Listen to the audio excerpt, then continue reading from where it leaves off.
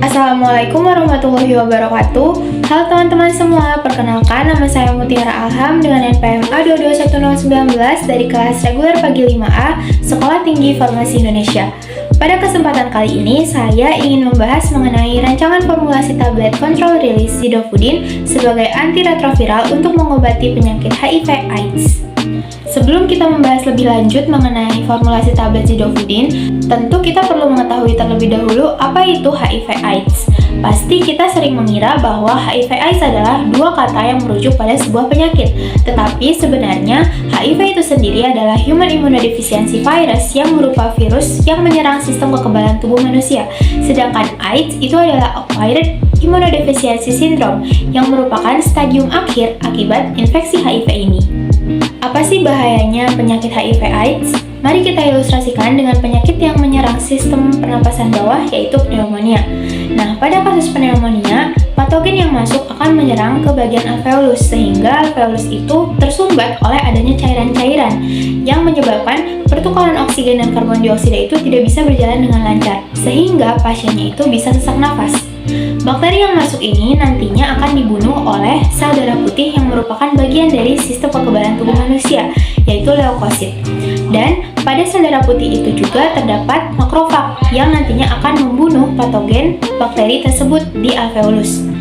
Jadi, pada saat patogen masuk ke tubuh kita, sistem imun tubuh kita itu akan mengirimkan sel-sel imunitasnya itu untuk membunuh patogen yang masuk di dalam tubuh.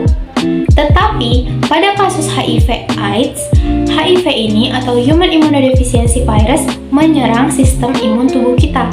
Jadi, yang harusnya sistem imun tubuh kita itu membunuh virus, tetapi justru dilemahkan oleh si virus ini. Makanya, sistem imun tubuh pada penderita HIV/AIDS itu tidak bisa bekerja dengan normal, justru semakin melemah seiring bertambahnya waktu, yang mengakibatkan banyaknya infeksi yang diderita oleh penyakit HIV/AIDS selain infeksi AIDS itu sendiri.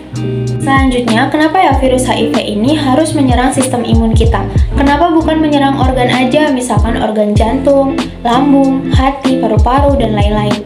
Kenapa harus sistem imun? Jawabannya adalah karena pada struktur virus HIV ini terdapat glikoprotein di lapisan terluarnya. Glikoprotein ini dinamakan GP120, di mana strukturnya itu cocok dengan reseptor CD4+ pada sel T. Sehingga pada saat virus HIV itu masuk ke dalam tubuh, maka sel T kan akan datang untuk berusaha membunuh virus ini. Tetapi pada saat dia dibunuh, justru bisa berikatan dengan reseptor CD4+ di dalam sel T-nya, sehingga tidak bisa mati, tetapi akan menjadikan sel T ini sebagai inang atau rumah untuk bereplikasi, yang menyebabkan virusnya itu semakin lama akan semakin bertambah banyak pada penderita HIV. Pada kasus HIV/AIDS, antibodi di dalam tubuh itu akan terus-terusan diproduksi, tetapi jumlahnya akan kalah banyak dengan virus yang terus bereplikasi. Jadi antibodinya itu tidak akan cukup untuk melawan semua virus yang ada di dalam tubuh kita. Kondisi tersebut akan menyebabkan imunitas pada pasien HIV itu semakin lama akan semakin menurun, sehingga antibodi yang diproduksi oleh tubuh itu tidak cukup untuk melawan virus yang semakin lama semakin banyak karena terus-terusan bereplikasi. Kondisi seperti ini, jika tidak diobati, akan berkembang menjadi AIDS. Seperti yang kita tahu, treatment untuk infeksi virus itu kan biasanya self-limiting disease dengan cara makan makanan yang bergizi, olahraga yang teratur, istirahat yang cukup, sehingga imunitas kita itu bisa naik supaya melawan si virusnya. Tetapi pada kasus HIV ini, karena dia langsung menyerang sistem imun kita, maka tidak bisa dengan cara self-limiting disease. Harus diberikan antiretroviral untuk mencegah atau menghambat pertumbuhan virus tersebut di dalam tubuh kita.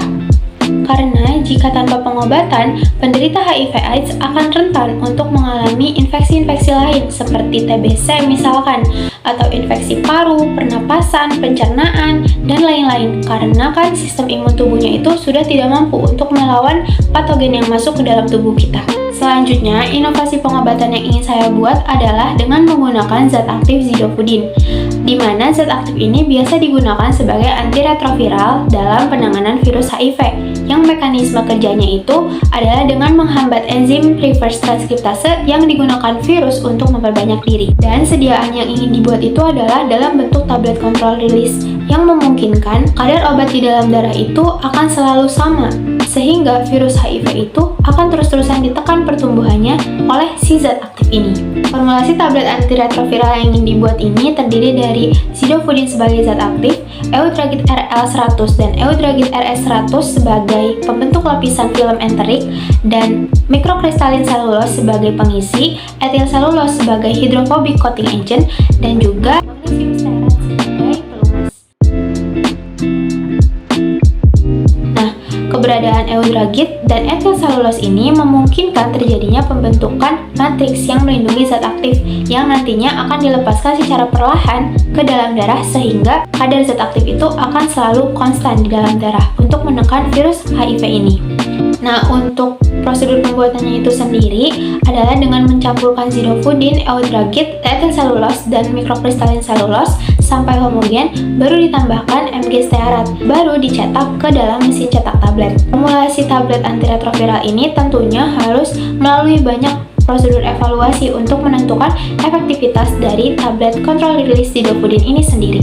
Itulah tadi pemaparan mengenai sediaan tablet control release zidofudin sebagai antiretroviral dalam mengobati HIV/AIDS. Sekian pemaparan materi dari saya. Mohon maaf apabila ada kekurangan dan kesalahan. Wassalamualaikum warahmatullahi wabarakatuh.